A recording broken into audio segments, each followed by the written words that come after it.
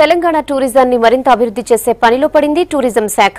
ఇప్పటికే వివిధ కొత్త పర్యాటక కేంద్రాలపై ప్రత్యేక దృష్టి పెట్టిన అధికారులు తాజాగా వరంగల్ జిల్లాలో 4 కొత్త పర్యాటక ప్లేస్లను గుర్తించారు. పర్యాటక రంగానికి ప్రభుత్వం ఇస్తున్న ప్రోత్సాహంతో రాష్ట్ర చరిత్రను ప్రపంచానికి చాటి చెప్పేలా కృషి చేస్తామంటున్నారు టూరిజం అధికారులు.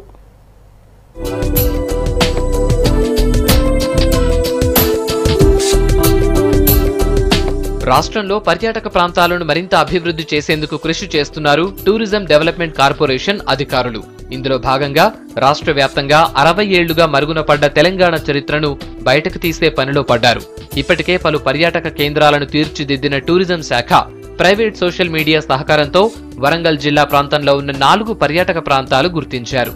విడతల వారీగా వీటిని అభివృద్ధి చేస్తామంటున్నారు టూరిజం డెవలప్మెంట్ అధికారులు. Telangana Tourism Development Corporation, with our little help that we could provide, these youth, young people, both ladies and gentlemen, have ventured into the forests and climbed the hills undaunted by lack of, they exhausted their water. అనుకున్న దానికంటే ఎక్కువ దూరం ప్రయాణించవలసి వచ్చింది వాళ్ళు, ముఖ్యంగా మల్లూరు గుట్టల పైన.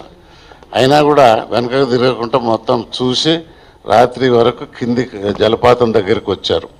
మన తెలంగాణను మనం ఆవిష్కరించుకుందాం, గత చరిత్ర ఏమిటి అనేది. దీంట్లో ఎంతోమంది చరిత్రకారులు, ఉస్మానియా, కాకతీయ, ఇటువంటి తెలంగాణ యూనివర్సిటీ వీళ్ళందరూ కూడా పరిశోధిస్తే ఎన్నో PhDలు వస్తాయి. టూరిజం డెవలప్మెంట్ కార్పొరేషన్ సహకారంతో సోషల్ మీడియా టీం వరంగల్ జిల్లాకు 50 కిలోమీటర్ల దూరంలోని అడవుల్లో 4 రోజులు పర్యటించి పర్యాటక కేంద్రాలు గుర్తించింది. పావురాల గుట్ట, మైలారం గుహలు, ఆదివాసుల సమాధులు, మల్లూరి కోటలను ఒక్కో రోజు పరిశీలించింది 12 మంది సభ్యుల టీం. పాండవుల గుట్టలో 13 రకాల టూరిజం ప్లేసులుగా అభివృద్ధి చేసుకోవచ్చని సూచించారు. ఇక్కడున్న వివిధ రకాల పెయింటింగ్స్ ఆకట్టుకునేలా ఉన్నాయంటున్నారు. ఇవి 30,000 ఏళ్ల నాటివని అంచనా వేస్తున్నారు.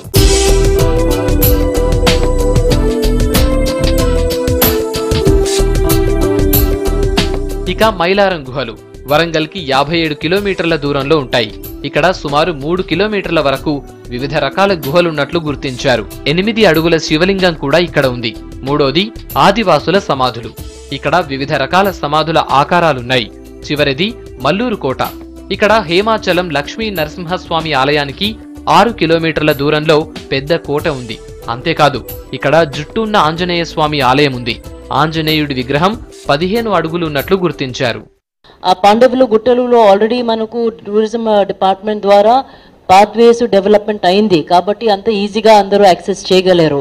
మీరు చెప్పిన ప్రకారం it is like walking in a park, అంతా యాక్సెసిబుల్గా అయిపోయారు.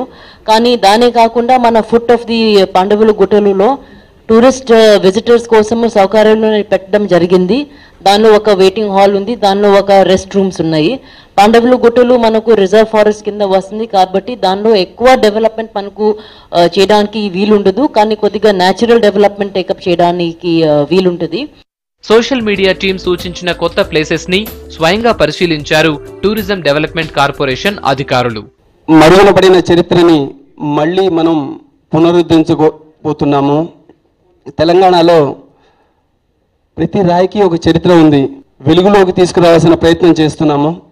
మా సోషల్ మీడియా నుంచి తెలంగాణ టూరిజం డిపార్ట్మెంట్కి పూర్తి సహకారం అందిస్తాము. పాండవుల గుట్టలలో మనము చూస్తే ఆల్మోస్ట్ చాలా వైడ్గా ఉంది. దాన్ని మనం దశల వారీగా డెవలప్ చేసుకోవచ్చు.